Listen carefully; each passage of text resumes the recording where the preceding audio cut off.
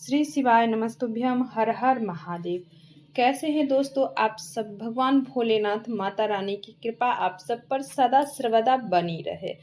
तो आज हम लेकर के आए हैं वट सावित्री व्रत के बारे में। कब है वट सावित्री का मुहूर्त, कब है पूजा करने का विधि क्या है। वट सावित्री भी है उस दिन और सोमवती अमावस्या है। तो अमावस्या के दिन वट सावित्री का व्रत होता है, व्रत रखा जाता है और इस दिन सोमवार का दिन पड़ रहा है, जिसके कारण सोमवती अमावस्या भी है। तो आप लोगों के मन में असमंजस बहुत बना हुआ है कि दोनों व्रत एक ही दिन कैसे करें।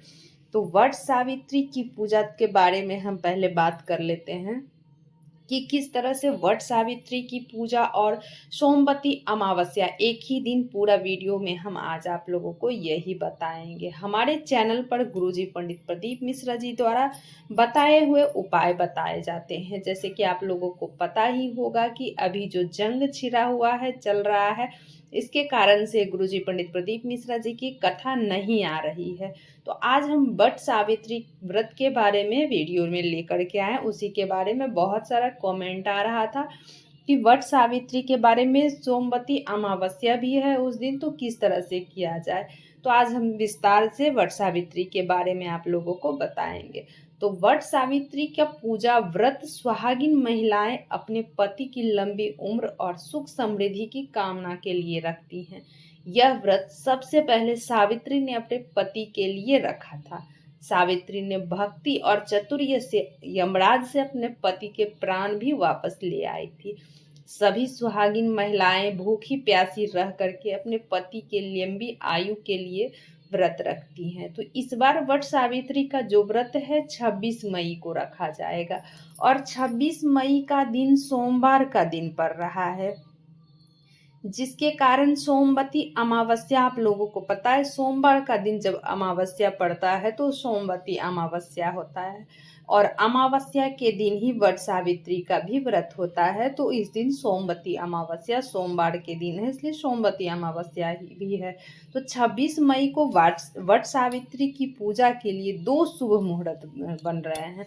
दो शुभ योग हैं जो कि वट सावित्री का शुभ चौघड़िया का समय जो है, शुभ मुहूर्त जो है 8:52 से 10:25 तक रहेगा।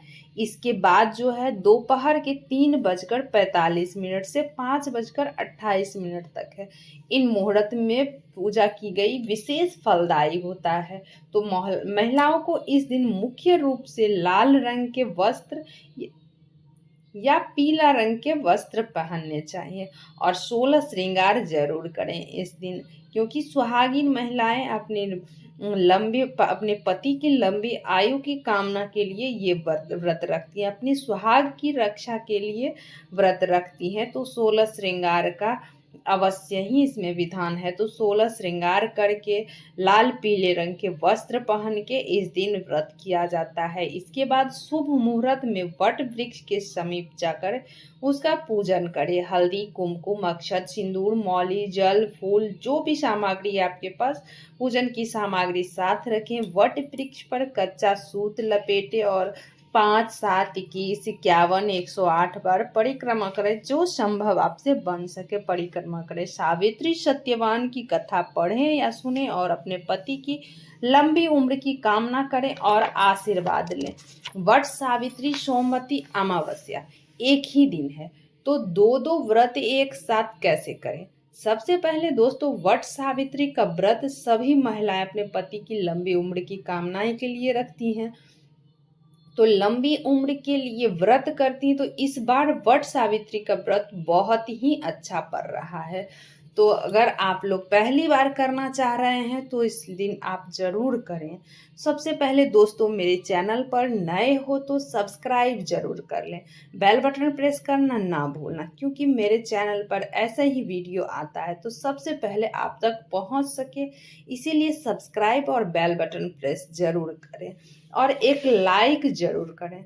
महिला अब बढ़ते हैं आगे। तो व्रत बहुत ही अच्छा होता है। इस बार वट सावित्री का व्रत बहुत ही अच्छा पड़ रहा है।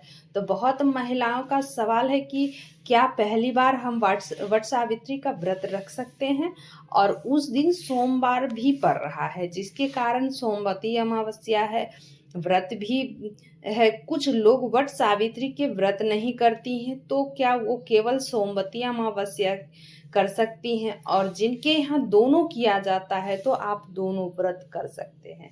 तो सबसे पहले जान लेते हैं कि वट सावित्री 2025 में तो कब है। तो अभी अभी ये बताया हम कि 2025 का जो व्रत है 26 मई को है। दिन में सोमवार दिन पड़ रहा है, इसलिए सोमवती अमावस्या भी है। तो इस दिन जरूर करें। बहुत लोगों के मन में है कि क्या पहली बार व्रत उठा सकते हैं, तो वट सावित्री और सोमवती अमावस्या भी आप कर सकते हैं। इस बार बहुत ही शुभ संयोग पड़ रहा है 26 मई को। दोनों चीज एक ही दिन पड़ रही है, और सोमवती अमावस्या भी जो होता है सोमवार का दिन, सोमवती अमावस्या भी अपने पति की लंबी उम्र की कामना के लिए ही किया जाता है, अपनी सुहाग की रक्षा के लिए ही किया जाता है। और वट सावित्री भी अपने सुहाग के लिए, अपने पति की लंबी उम्र की कामना के लिए ही किया जाता है। तो दोनों ही व्रत अपने पति की लंबी उम्र के लिए किया जाता है। तो और एक ही दिन दोनों व्रत पड़ रहे हैं, तो इसलिए इस बार बहुत ही शुभ योग बन रहा है इस दिन। तो अगर आप लोग पहली बार करना चाह रहे हैं, वट सावित्री का व्रत हो या सोमवती अमावस्या हो, तो इस दिन आप पहली बार जरूर व्रत उठाएं। अगर आपको वट वृक्ष नहीं मिल रहा है तो क्या करें। अगर कहीं आपके दूर में वट वृक्ष है, संभव हो तो उसकी डाली जो होती है, डाली भी आप तोड़ करके किसी गमले में लगा करके आप पूजन कर सकते हैं। अगर वो भी आपसे संभव नहीं है, अगर आपके आसपास ना हो, आपको डाली भी ना मिले, तो आप तुलसी जी के पौधे को भी रख करके, बीच में तुलसी पौधे को भी रख करके फेरी लगा सकते हैं, या वट वृक्ष की टहनी मिल जाए तो और भी अच्छी बात है। तो वट वृक्ष की टहनी घर पे भी लाके कर सकते हैं। अगर आपको पंखा ना मिले तो क्या करें। तो पंखा ना मिले तो अगर पिछले साल का पंखा अगर आपके पास है, तो बहुत लोगों का ये सवाल है कि सर पंखा नहीं मिल रहा है।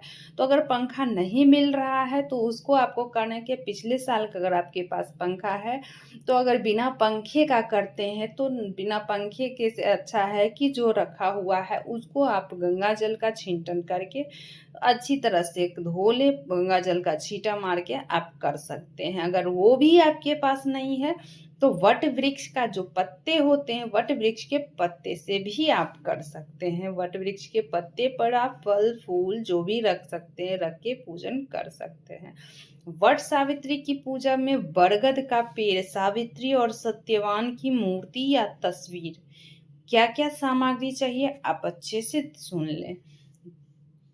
वट वृक्ष का पेड़, सावित्री और सत्यवान की मूर्ति या तस्वीर, भीगे काले चने, कलावा, बांस का पंखा, सुपारी, नारियल, लाल और पीले पुष्प, मिठाई, फल फूल, 5 तरह के फल, धूप दीप, सिंदूर, अक्षत, रोली, पान आदि सामग्री आपके पास जो भी अवेलेबल है, पूजा की सामग्री, पूजन की जो भी होती है, तो आवश्यकता अनुसार आप सामग्री ले लें, और लेकर के आपके आसपास जो भी मंदिर है, मंदिर में वट वृक्ष है, जो भी वट वृक्ष के पास जाए और वहाँ अच्छी तरह से पूजन करके, जो पंडित जी अगर वहाँ हैं तो पंडित जी को दक्षिणा दे करके आप लोग कथा अवश्य सुने। अगर पंडित जी नहीं है, पूजन नहीं करवा रहे हैं, तो आप कथा खुद से भी, बुक जो कथा आता है, किताब आता है, बुक आता है वट सावित्री का, तो वो भी आप घर पे भी आके कर सकते हैं, या आप वहाँ जो है